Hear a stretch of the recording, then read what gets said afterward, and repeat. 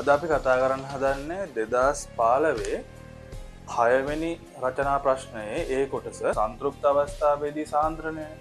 මෙතන අගය හොයාගන්නට දීලා තියෙන ලකුණු 4 දන එකක්. අපි මේකේ මෙන්න මේ පැත්තට නේද කියන්නේ අයනික ගුණිතය කියලා. තවදුරටත් මෙයා දිය කරන්න මෙන්න මේ KSP අගයට වඩා මේ අයනික ගුණිතයේ අගය විශාල වෙනවා. ඉස්සෙල්ලා මෙතන අවක්ෂේප වෙන්නේ මෙන්න මේ අඩු සාන්ද්‍රණයක් අඩු A- සාන්ද්‍රණයක් අවශ්‍ය XA කියලා. XA ගැන අහනවා නම් XA ගැන එකෙන් ගන්න. මේ ප්‍රශ්නේ හැදිලා තියෙන්නේ KSP ගැටලුවක්. ඒක නිසා අපි බලමු පොඩ්ඩක් KSP ගාන කොහොමද හදාගන්නේ කියලා. හරි බලාගමුද? මෙන්න මෙහෙම කියලා තියෙනවා. අපි කතා කරන්නේ 2015 6 වෙනි ප්‍රශ්නේ ඒ කොටස. හරි බලමුකෝ. මෙන්න මෙහෙම කියලා තියෙනවා. XA හා YA යනු ජලයේ ඉතා අල්ප වශයෙන් දියවන ලවණ දෙකක්ලු. මොකක්ද XA තුයි XA සහ YA නේ. ඕකනේ. ඊට පස්සේදී අපිට රෝමිලක් අංක 1 කියනවා මෙන්න මෙහෙම. සෙල්සියස් අංශක 25 දී XA ලවණයෙහි ජලයේ ද්‍රව්‍යතාවය. XA වල දීලා තියෙනවා. XA වල ජල ද්‍රව්‍යතාවය නෙමෙයි දීලා තියෙන්නේ. නේ? ජල ද්‍රව්‍යතාවය දීලා තියෙනවා 2.01 මිලිග්‍රෑම් ඝන ඩෙසිමීටරයට කියලා. හොඳ. ඊට පස්සේදී සෙල්සියස් අංශක 25 දී XA හි ද්‍රව්‍යතා ගුණිතය KSP හොයනවා. කියන්නේ ද්‍රව්‍යතා ගුණිතය කොහොමද KSP නේ. KSP ගණනය කරන්න අපිට X වල සහ Y වල මෞලික ස්කන්ධ දීලා තියෙනවා. හරි අපි ඉස්සෙල්ලා බලමු එහෙනම් මොකද මේ ජල ද්‍රව්‍යතාවය කියන්නේ කියලා. දැන් ජල ද්‍රව්‍යතාවය කියලා කියන්නේ අපි දැන් මේ වගේ අපි හිතමුකෝ ද්‍රාවණයක් කියලා. මේ වගේ ද්‍රාවණයක් තියෙනවා නම් අපි දැන් මේකේ කවුරු හරි කෙනෙක් දිය කරගෙන යද්දී මුලින් ද්‍රව්‍යතාවය හොඳට දිය වෙනවනේ. ඔහොම දිය වෙලා එක්තරා අවස්ථාවක් වෙනවා. දිය වෙලා තියෙන උපරිම අවස්ථාව. අපි ඔන්න අවස්ථාවට කියන සංතෘප්ත අවස්ථාව කියලානේ. ඔන්න සංතෘප්ත අවස්ථාවේදී මෙන්න මේ XA කියන එක්කෙනාගේ සාන්ද්‍රණය තමයි අපි කියන්නේ මෙන්න මේකේ ජල ද්‍රව්‍යතාවය කියලා. එහෙම නැත්නම් අපි දන්නවා දැන් මෙතන මේ අවක්ෂේපය සහ මෙන්න මේ ජලීය කලාපයත් එක්ක මෙතන සමතුලිතතාවයක් ඇති වෙනවා. නේ මෙන්න මේ සමතුලිත XA සාන්ද්‍රණය තමයි අපි ජල ද්‍රව්‍යතාවය කියන්නේ. එහෙනම් අන්න එක පොඩක් ඔළුවේ තියාගන්න සංතෘප්ත අවස්ථාවේ සාන්ද්‍රණය තමයි අපි මේ ජල ද්‍රව්‍යතාවය කියලා කියන්නේ. එහෙනම් ජල ද්‍රව්‍යතාවය දීලා තියෙන්නේ මිලිග්‍රෑම් ඝන ඩෙසිමීටරයක්. අපි ඕක ඉස්සෙල්ලාම හොයා ගන්න ඕන මෝල් dm වෙනතුරු සාන්ද්‍රණයක් ඇසුරෙන් නේ. හරි අපි ඉස්සෙල්ලා එකට යන්න. එහෙනම් මේ වගේ ගානකද තමයි හැමතිස්සෙම ඒකක මත ඩිපෙන්ඩ් වෙන්න. හරිද? මිලිග්‍රෑම් නේ තියෙන්නේ. ඔයාලට දැන් මෙහෙම දන්නකො මෝල් dm වෙනතුරුනේ ගන්න ඕන. මෝල් dm වෙනතුරෙන් තමයි අර ගන්න ඕන. එහෙනම් හිතන්නකො දැන් මෙතන මිලිග්‍රෑම් තියාගෙන මොකුත් කරන්න බෑනේ. ඒක නිසා මම ඉස්සෙල්ලා ග්‍රෑම් කරගමු. ග්‍රෑම් කරගන්න නම් 0.1 10 ඍණ 3කින් ගුණ කරගන්න එපා. ඔන්න දැන් තියෙන්නේ GDM ඍණ 3. හරිද? දැන් හිතන්න මෝල් dm ඍණ 3 ගන්න නම් මේක අනිවාර්යෙන් බෙදෙන්න නේද ඕන G මෝල් ඍණ 1. නේ? මෞලික ස්කන්ධය. එතකොටනේ මෞල වලට මෞල කැපිලා මෞල උඩට එන්නේ. සෝරි ග්‍රෑම් වලට ග්‍රෑම් කැපිලා මෞල උඩට එන්නේ. හරිනේ? එතකොට තමයි එන්නේ. එහෙනම් මෙතන මෞලික ස්කන්ධය ගන්න ඕන. හරිද? මේක කටපාඩම් කරන්න යන්න එපා. ඒකක ඇසුරින් ගාන හදන්න යන්න මේ වගේ වෙලාවක. ඊට පස්සේ මෞලික ස්කන්ධ ගණිතය දැන් XA නේ. එකපාරට දැන් මෙතන XA X වලගේ දීලා තියෙනවා. X වල මෞලික ස්කන්ධ 110යි G මෝල් වෙන එකයි කියලා. ඊට පස්සේදී A වල දීලා තියෙනවා 40යි G මෝල් වෙන එකයි කියලා. මේක එකපාරට 150යි කියලා දාන්න එපා. හොඳේ. චුට්ටක් මේක පෙන්වන්න මෙහෙම. 110 ධන 40යි G මෝල් වෙන එක ඔහොම චුට්ටක් පෙන්වන්න. ඊට පස්සේ 150 දැන් මේක ඉතින් කෙලිම මේක සුළු කරලා ගන්න. මේක ඉතින් සුළු කරන්න වෙලාවක් නැති නිසා මම දාන්නම් මෙතන ආන්සර් එක. මෙතන ආන්සර් එක එනවා 1.3.4 ගුණ කරන්න ඕන 10 ඍණ 5යි මෝල් dm ඍණ 3. හරි. මෙන්න මේක තමයි මෙතනින් එන්නේ උත්තරේ. පොඩ්ඩක් ඔයාලා සුළු කරලා බලන්න. කැල්ලකින් හදන්න එපා. හොඳේ විභාගෙදී කැල්ල එකක් දෙන්න නැහැනේ. හරි. මේක තමයි මෙතන උත්තරේ එන්නේ. දැන් ජල ද්‍රව්‍යතාවය ගත්තා. එහෙනම් ජල ද්‍රව්‍යතාවය කියලා කියන්නේ සමතුලිත අවස්ථාව නැත්නම් සංතෘප්ත අවස්ථාවේදී සාන්ද්‍රණය. ඒක නිසා අපිට පුළුවන් මේකට අදාළ සමතුලිතය ගන්නනේ. සමතුලිතය මෙහෙම ලියන්න වෙන්නේ. XA solid තුයි එයත් එක්ක සමතුලිතය පවතිනවා. x a එක්වස්තුයි a එක්වස්තුයි නේ. ඔහොමනේ තියෙන්න ඕන. එතකොට මෙතන ජල ද්‍රව්‍යතාවය අපි ගත්තොත් එහෙම ජල ද්‍රව්‍යතාවය මෝල් dm ඍණ 3යි කියලා ගත්තොත් එහෙම අපිට කියන්න පුළුවන් මෙහෙම මෙයාගේ ද්‍රව්‍යතාවය x නම් මෙයාගේත් x මෙයාගේත් x. අයි ස්ටෝකියෝමෙට්‍රික් අනුපාතය එකට එකයිනේ. කිසිම වෙනසක් වෙන්නේ නැහැ නේද? ඕකනේ වෙන්නේ. මෙතන මෙයා x නම් මෙයාතුත් මෙයාසුත් x වෙන්නම ඕන. එහෙනම් අපි හොයාගෙන තියෙනවා දැන් xa වල ජල ද්‍රාව්‍යතාවය 1.34 ගුණ කිරීම 10^5 කියලානේ. එහෙනම් අපි තියමු KSP ප්‍රකාශනය. හරිනේ. KSP ප්‍රකාශය අපිට KSP නේ හොයන්න කියලා තියෙන xa වල. එහෙනම් x + a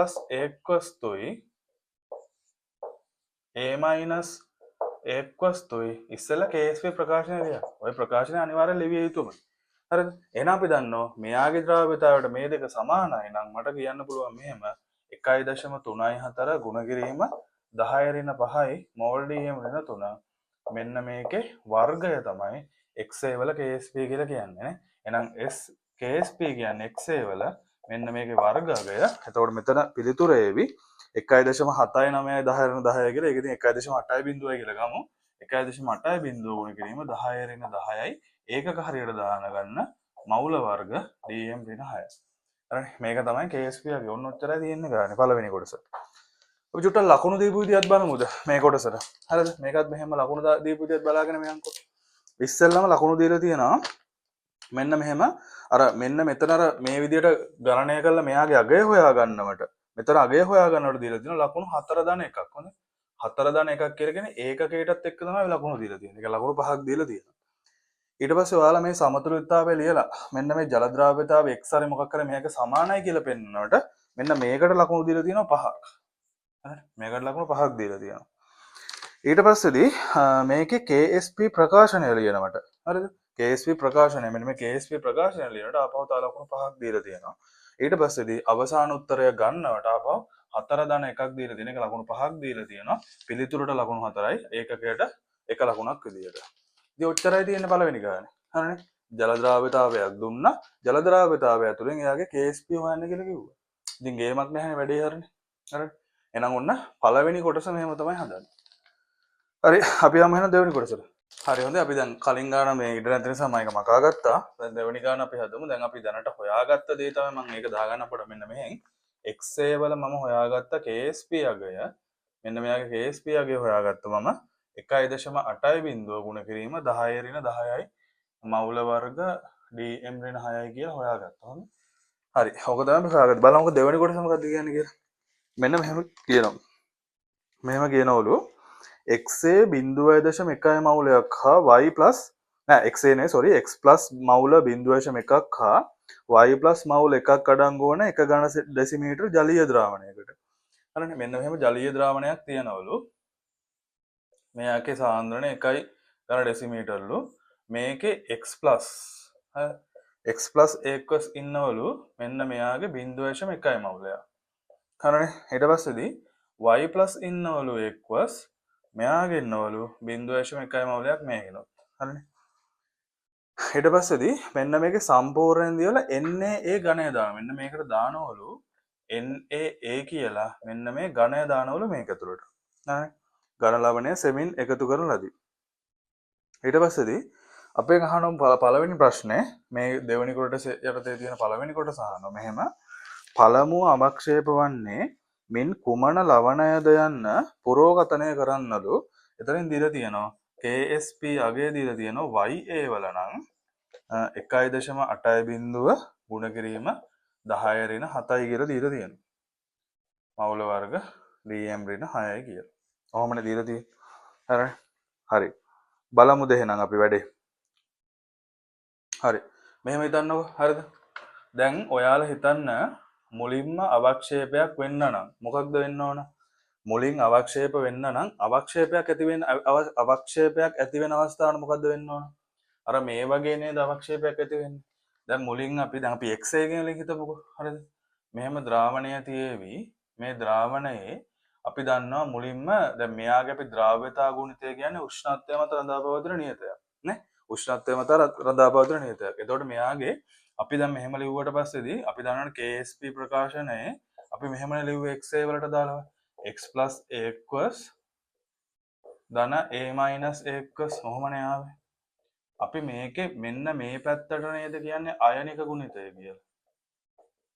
නේ? මෙන්න මේ පැත්තට තමයි අයනික ගුණිතය කියලා කියන්නේ. හරිනේ? එතන මේක තමයි KSP අගය. මේ KSP කියන අගය රඳා පවතින උෂ්ණත්වය මත. නේ? උෂ්ණත්වය මත රඳා පවතින. එතකොට ආරම්භයේ මෙයා අඩුවෙන් දිය වෙලා නම් ඉන්නේ. අඩුවෙන් දිය වෙලා නම් ඉන්නේ ඒ අවස්ථාවේ x+ සහ a- සාන්ද්‍රණය අඩුයිනේ. නේ?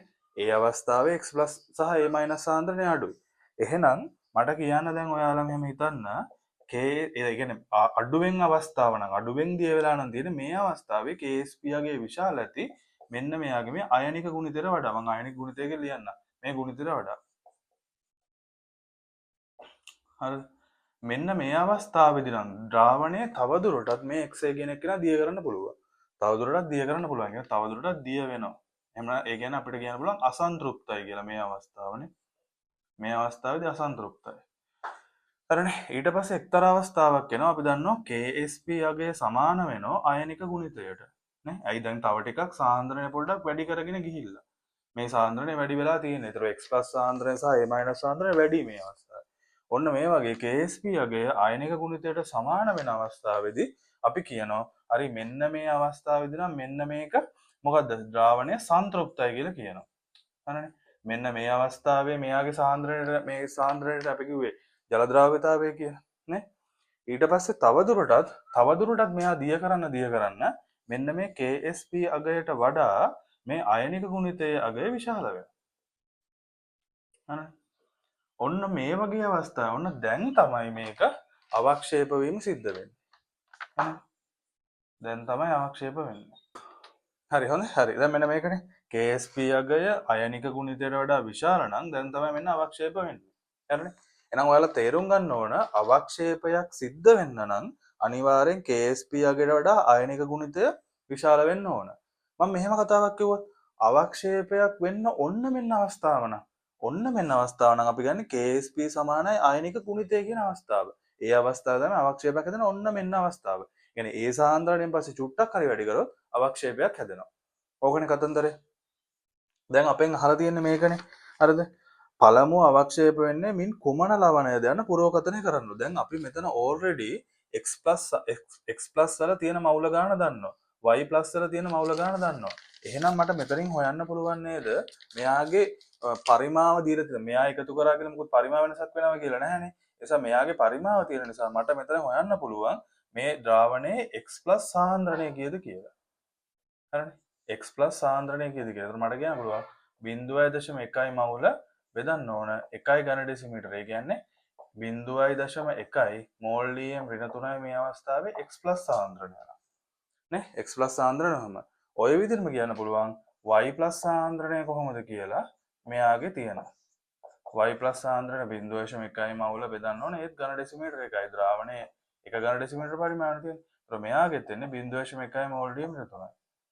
එහෙනම් දැන් අපිට මම ගත්තොත් මෙතන අර XA වල සමතුලිතය ලිව්වා වගේම මට YA ටත් ලියන්න පුළුවන් සමතුලිතයක් නේ.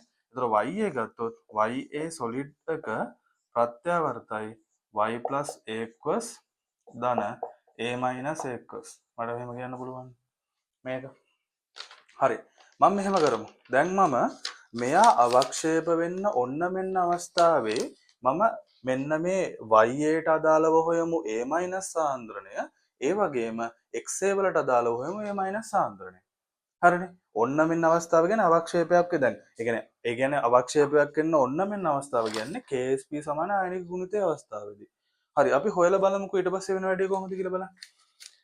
හරි. මම මෙහෙම වැඩක් කරනවා. ඔන්න KSP යගේ මම මෙයාගේ ලිව්වොත් KSP ලිව්වොත් y plus a equals a minus a equals කොහොමද තියන්නේ? හරි.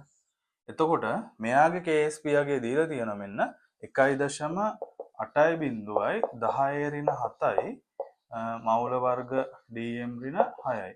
දැන් y plus සාන්ද්‍රණය අපි already දන්නවනේ. يعني 1 ගුණ කිරීම 10 ඍණ 1යි මවුල dm ඍණ 3යි කියන එක. එහෙනම් මට කියන්න පුළුවන් a minus සාන්ද්‍රණය මෙහෙම හොයාගන්න පුළුවන්. එහෙනම් අපි හිතමු අපි මේ ya අවක්ෂේප වෙනවා නම් හරිද? ya කියන්නේ අවක්ෂේප වෙන්න ඔන්න මෙන්න අවස්ථාවනේ අපි අවක්ෂේප වෙනවා කියලා ගන්න. ya අවක්ෂේප වන මොහොතේ අවක්ෂේප වන විට a minus සාන්ද්‍රණය තමයි මෙතනින් හොයන්නේ. හරිද? ya අවක්ෂේප වෙන්න ඔන්න මෙන්න අවස්ථාවේ a minus සාන්ද්‍රණය. එහෙනම් මට මෙතනින් හොයාගන්න පුළුවන් a minus සාන්ද්‍රණය මෙතනින් හොයාගමු අපි. මෙයා උක්ත කරගත්තට පස්සේ මෙතනින් එකක් කැපුවට පස්සේ 1.8යි බිඳුව ගුණ කිරීම 10 ඍණ 6යි මෝල් D මෙතන 3යි. දැන් මේ මොකද්ද මේ හොයාගත්තේ? මේ හොයාගත්තේ මම මේ මෙතනින් අවක්ෂේපයක් වෙද්දී y කියන එකේන අවක්ෂේප වෙද්දී ඒ අවස්ථාවේදී a සාන්ද්‍රණය තියෙන්න ඕන කොච්චරක්ද කියලා. දැන් මෝ එකතු කරන්නේ y යන්නේ na කියන එක. na එකතු කරන් යනවා. එතකොට තියෙන්න ඕන මෙන්න මේ සාන්ද්‍රණය. හරිනේ?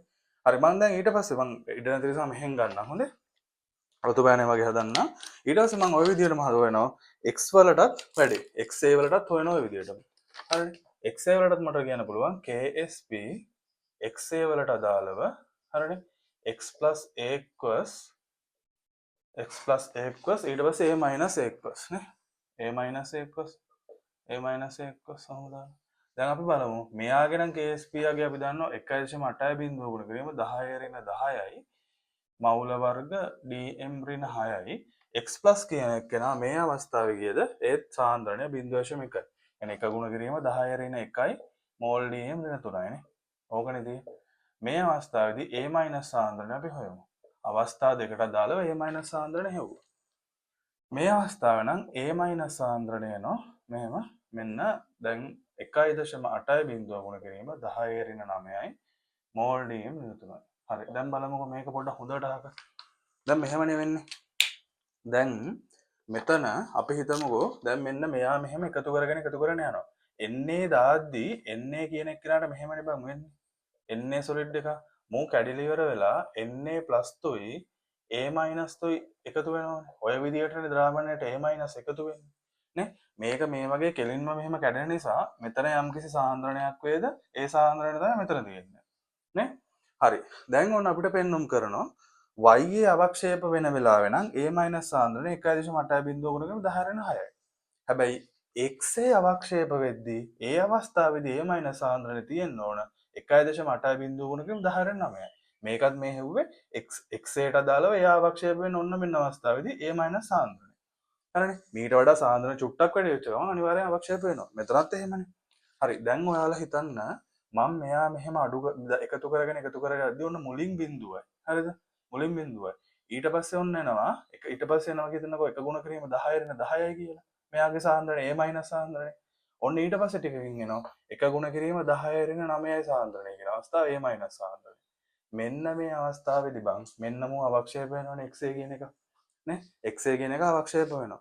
එහෙනම් මොකද්ද? a අඩු සාන්ද්‍රණයක් තියෙද්දී කියන්නේ a බිඳුවේ ඉඳන් දාගෙන ඉද්දී අඩුවෙන් a සාන්ද්‍රණයක් අවක්ෂේප වෙන්න කාටද අවශ්‍ය වෙන්නේ? අන්න ඒ කෙනා තමයි ඉස්සෙල්ලා අවක්ෂේප වෙන්නේ. ඉස්සෙල්ලා එහෙනම් මෙයා එනවා ඊට තව ටිකක් දාගෙන යද්දී තමයි මෙන්න මේ සාන්ද්‍රණය එන්නේ. 1.6 ගුණ කිරීම 10 ඍණ 6 එන්නේ තව ටිකක් ගියාට පස්සේදී. එහෙනම් මේ අවස්ථාවේදී තව ටිකක් ගියාට පස්සේ දෙන නිසා අපිට කියන්න පුළුවන් ඉස්සෙල්ලා මෙතන අවක්ෂේප වෙන්නේ මෙන්න මේ අඩු සාන්ද්‍රණයක් අඩු a සාන්ද්‍රණයක් අවශ්‍ය xa කියලා. එහෙනම් මට මෙතනින් පෙන්නලා කියන්න පුළුවන් එම නිසා මේක මෙතනින් මේ කෑල්ල දාගන්න බවද මේ කෑල්ල හදලා ඊට පස්සේ මේක හදාගන්න මෙතනින් මට කියන්න පුළුවන් ඔන්න මම මෙහෙම නිසා මේ මට ඕනනම් තව තර්කයක් ලියන්න ඕනනම් ලියාගන්න ඒක අඩු a සාන්ද්‍රණයක් අවශ්‍ය xa ට බැවින් xa අවක්ෂේප වේගය ලියන්න. xa අවක්ෂේප වෙන මුලින් අවක්ෂේප වෙන ඔන්න xa කියලා අපි හොයාගත්තා. හරිනේ? ඔන්න ඒකයි තර්කය මෙතන. ඒක හරියටම තේරුම් ගන්න ඕන එකක් හොඳ. අඩුවෙන් a සාන්ද්‍රණය අවශ්‍ය නිසා තමයි ආ ඉස්සෙල්ලා අවක්ෂේප උනේ. හරි එහෙනම් මෙතන xa අවක්ෂේප වේ කියලා ගන්න තියෙන්නේ. හරි අපි බලමුද එහෙනම් මේකට ලකුණු දීපු විදිය. ලකුණු මෙන්න මෙහෙමයි දීලා තියෙන්නේ. අර කලින් අපි දැන් KSP ප්‍රකාශන ලියලා ඒ දේවල් ටික කරානේ xa ට අදාළව. ඒක නිසා ඒකට ලකුණු දීලා නැහැ. මෙතන කෙලින්ම a සාන්ද්‍රණය හොයනකොට ලකුණු 4 දාන එකක් දීලා තියෙනවා. හරිනේ? එක දීලා තියෙන්නේ ඒකක වලට එකකින් දන්නවනේ. හරිනේ?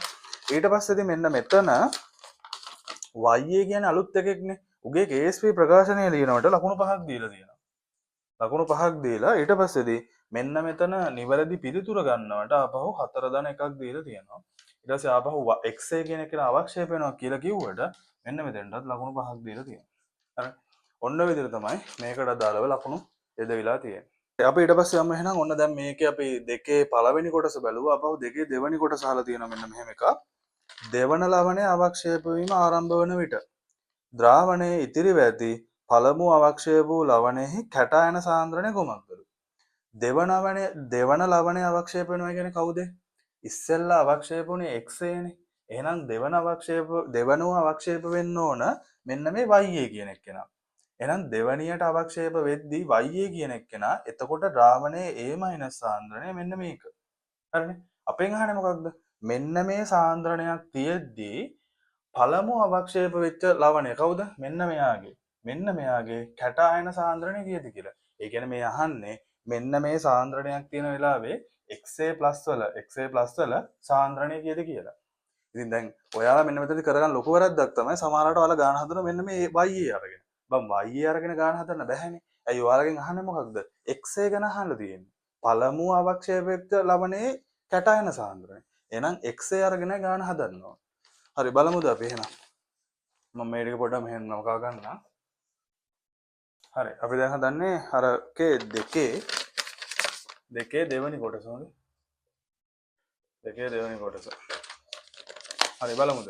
දැන් ඔන්න මේ අවස්ථාවේ දෙවැනියට අවක්ෂේප වන ලවණය කියන YA නේ. YA අවක්ෂේප වෙද්දී A- සාන්ද්‍රණය තමයි මේ තියෙන්නේ.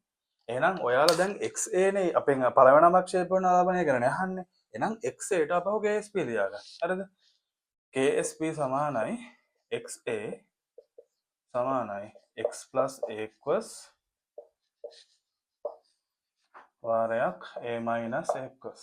මොකද කියන්න පුළුවන්?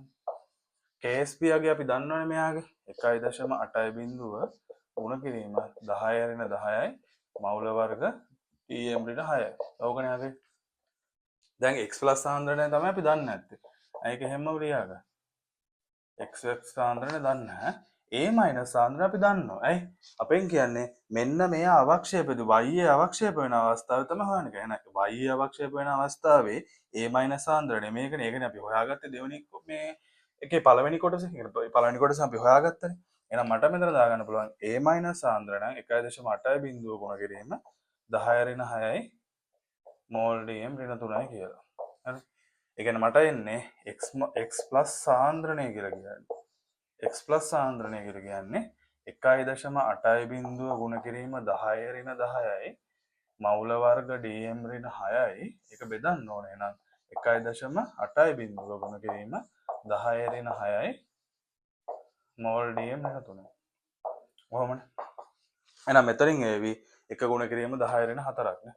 1 ගුණ කිරීම 10 ඍණ 4යි මෝල් dm ඍණ 3යි. එහෙනම් මෙන්න දෙවන ලවණය අවක්ෂේප වෙන අවස්ථාවේ පළමු අවක්ෂේප වෙච්ච XA වලට අදාළව කැටායන සාන්ද්‍රණය.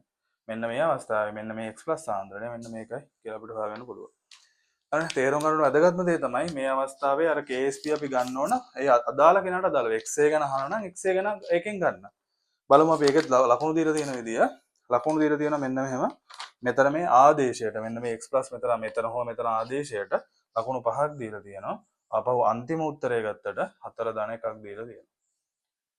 හරිනේ ඔය විදිහට තමයි එහෙනම් අපි මේ ඔය අපි කතා කරේ 2015 අවුරුද්දේ 6 වෙනි ප්‍රශ්නයට අදාළව සිම්පල් A කොටස KSP ගැටලුවක් අහලා තිබ්බේ KSP එක හදාගන්න පුළුවන්. එහෙනම් මේ මුළු ප්‍රශ්නෙට සිම්පල් A කොටසට ලකුණු 50ක් දීලා තියෙනවා. ඉතින් ඔය ලකුණු 50 ලේසියෙන්ම ගන්න පුළුවන් නේ.